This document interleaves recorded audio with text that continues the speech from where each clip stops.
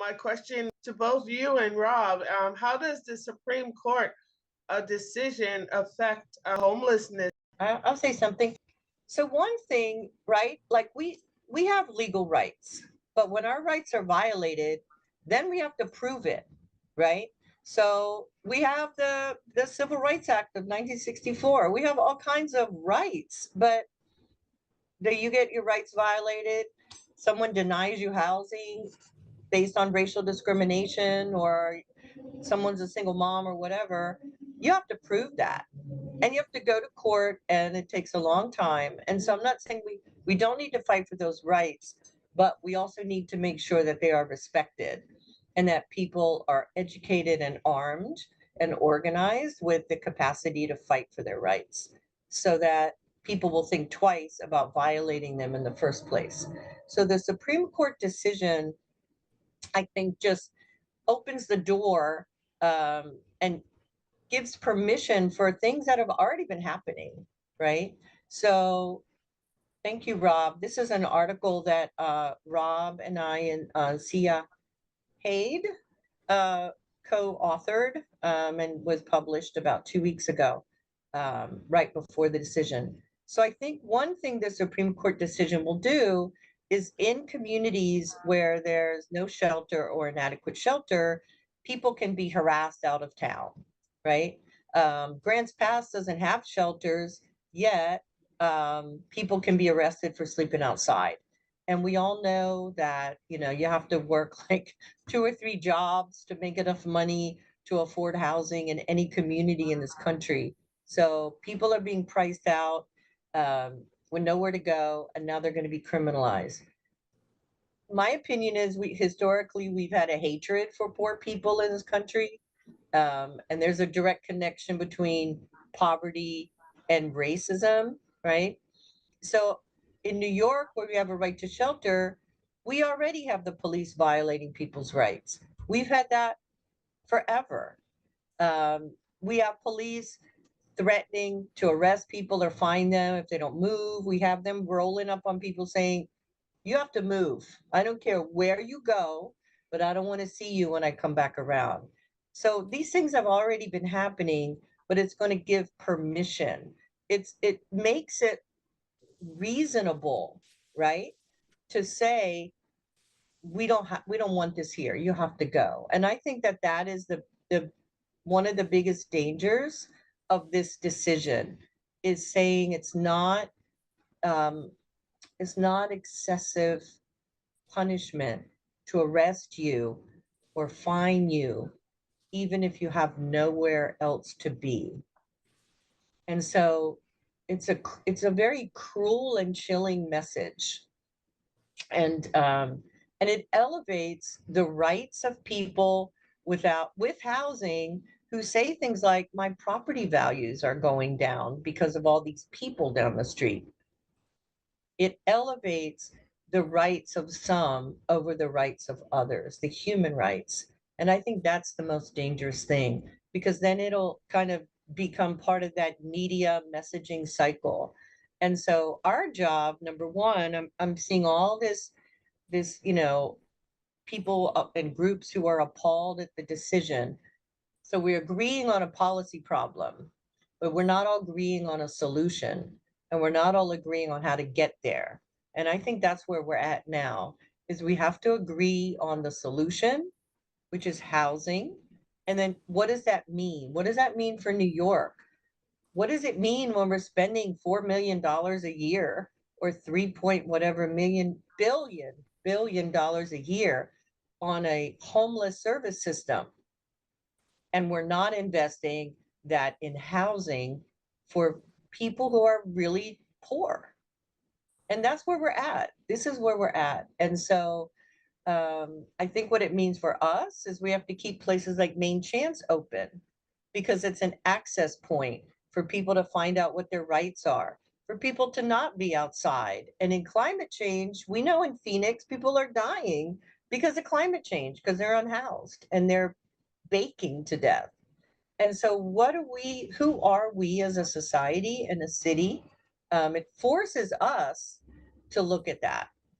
Probably the only thing that I would add is I think people who know me well know I'm a believer in human rights over civil rights.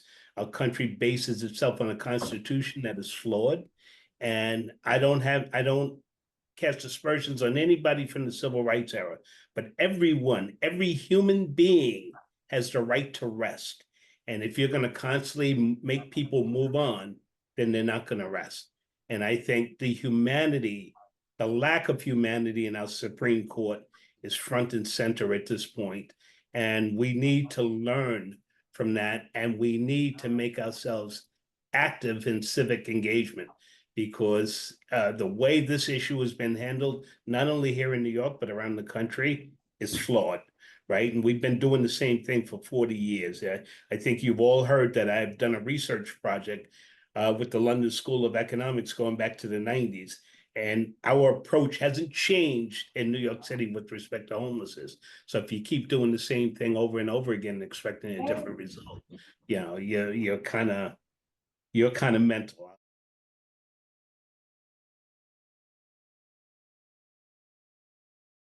So on June 3rd, myself, as a person with lived experience, and folks from across the country with the same experience, got on a Zoom call with the UN Special Rapporteur Balakrishnan Rajagopal, and he's the Rapporteur on the Right to Adequate Housing, and staff of the Office of the High Commission of Human Rights in Geneva, and explained that ever since the decision on Grants Pass versus Johnson case, that there's been an uptick, a substantial uptick in actions against homeless people, especially those who are living rough or living street homeless across the country. And the rapporteur wanted to know a lot more about it, as did his staff. And they organized this call for us to get direct input. Also on that call, I need to point out, was Helen Cruz, who's one of the plaintiffs in the actual Johnson versus Grants Pass case.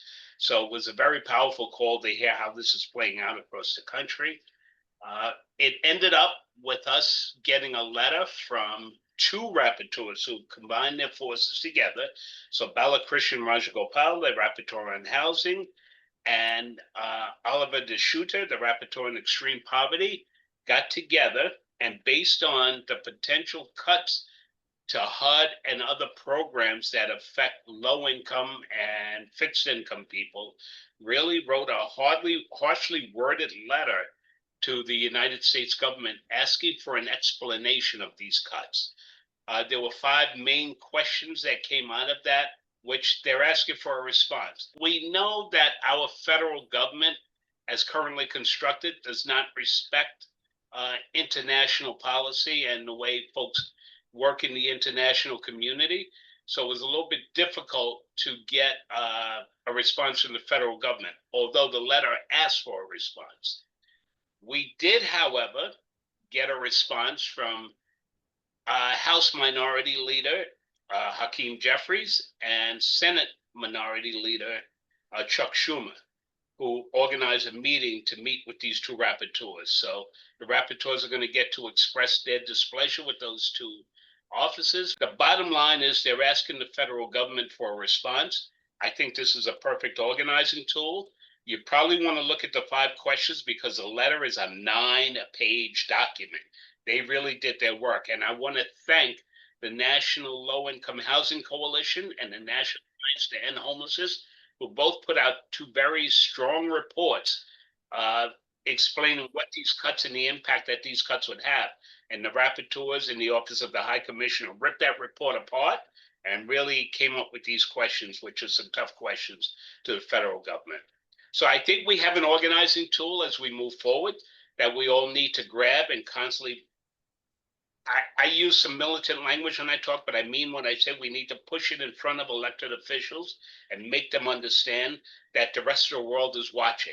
I will add to that, it is important for us at this time because the United States may not respond to a peer review, which is supposed to happen in November.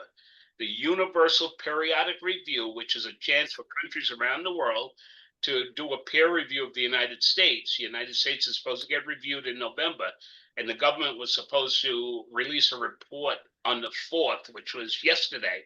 And so far, we haven't seen it. So we think they may not even respond to this peer review. So it's going to be up to us as communities to sort of push the rest of the world to sort of spotlight this issue and sort of challenge the United States.